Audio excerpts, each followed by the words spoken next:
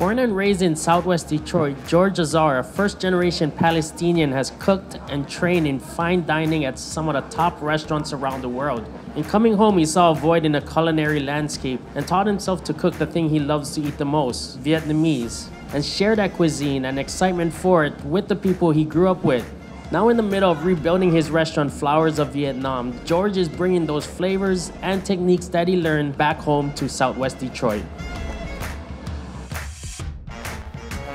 We try to keep it as genuine as possible because I'm not Vietnamese, so I feel like I need to respect it as much. Well, let's see if it's genuine or not. Oh, chef! Oh, chef! Chef, I hope you brought your knives. I brought everything for my style chef. Yes, chef. We're cooking bo tai chan, a cured beef salad that's sliced thin. We sear it in a spice mix with ramao. Do you know what ramao is? I don't. It is, I call it like the herbs de Provence of Vietnam. Perilla, rice patty herb, mint, raw rum, Thai basil, cilantro, the little ramao salad, and some seasonal fruit. That's what I love about Vietnamese cuisine. It's so fresh. I love that you're bringing that to Detroit.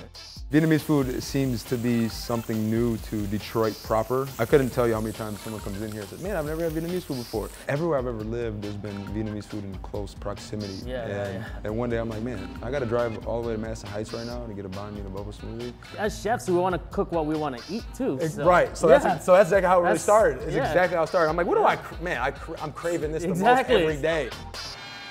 Where does this knowledge of Vietnamese come from, man? One is through research. The other, more importantly, is from my sous chef. In terms of authenticity, you know, when we sit down and design menu items, like stuff like this, where like geographically it makes more sense to do. Right. Born and raised Detroit. Absolutely. And your parents? From Jordan, but they're Palestinian. The only time I've ever left really is to like go to school or work, and I'd always find myself back. Why always back to Detroit? It's my home.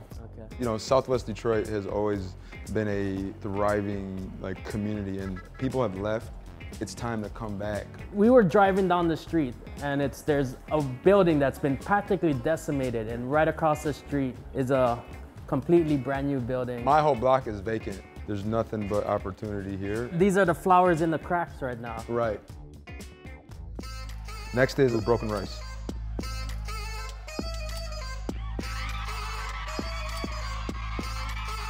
We have a pork chop. You got it sous vide right now. And this has been marinating in what? Garlic, lemongrass, ginger, sugar, fish sauce, Golden Mountain. This is a Chinese sausage. It's like a sweet sausage with star anise flavor. Okay. This is our sugarcane shrimp.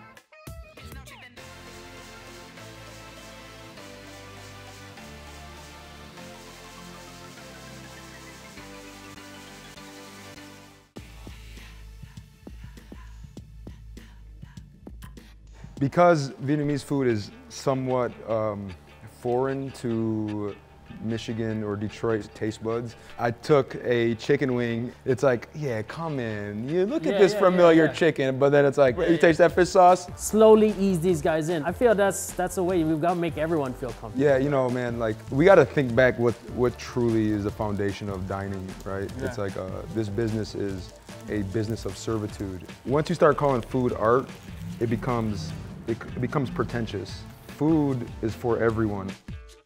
We caramelize palm sugar, finish it with some aromatics, red boat, fish sauce, some shallots.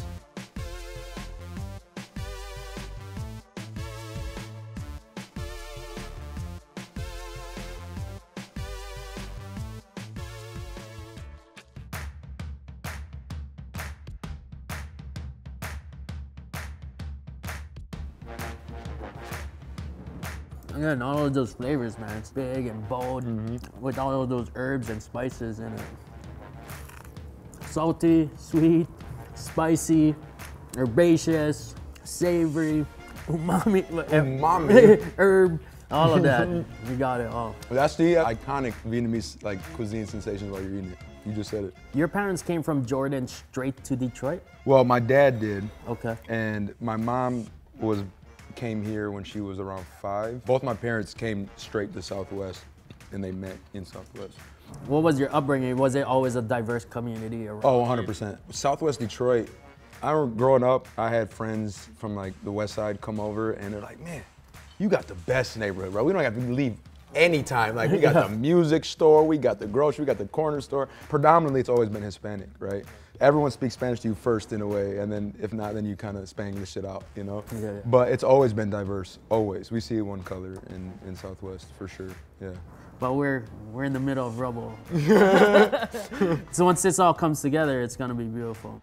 Detroit's in that same state of rebuilding. There's definitely a narrative of two Detroits. I feel that way because I see them both. There's highly developed areas that keep getting developed. All of a sudden, this facade of the city. It almost feels like out of sight, out of mind type shit. Like what do you mean? There's no two Detroits. What are you talking about? We all live in the same city. There's still people dying. There's still people being, like, not being educated properly because we have a failing school system. And also, the comeback city if we can't properly educate youth. Because once all these young motherfuckers that are here right now, once they start having kids, guess what? They're going right back to the burbs because I can guarantee you they're not sending them to Detroit public schools. At one point, I felt personally that I'm like, man, this is so bad. Like, you know, our mayor was getting federally indicted. You know what I mean? For some gangster shit, racketeering. That's some gangster shit, man. Like, Kwame could have been governor.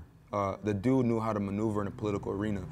He just got caught up in trying to be a gangster. And it's like, oh man, just be you. You know what I'm saying? Like, we filed bankruptcy, the only major city to ever do so. The comeback city, where is it really at? You know what I mean? Like, not discrediting anything that's going on in the city right now, because it's definitely changed. The comeback city is not come back yet. We can, but if we don't recognize that, it will never happen. It will be a failed city again. Part of the reason why I'm also in my neighborhood is because until we have restaurants in neighborhoods other than that are already developed, we'll never be one Detroit. It'll always be two Detroits. Right now is gonna set the framework for the next 10, 20 years.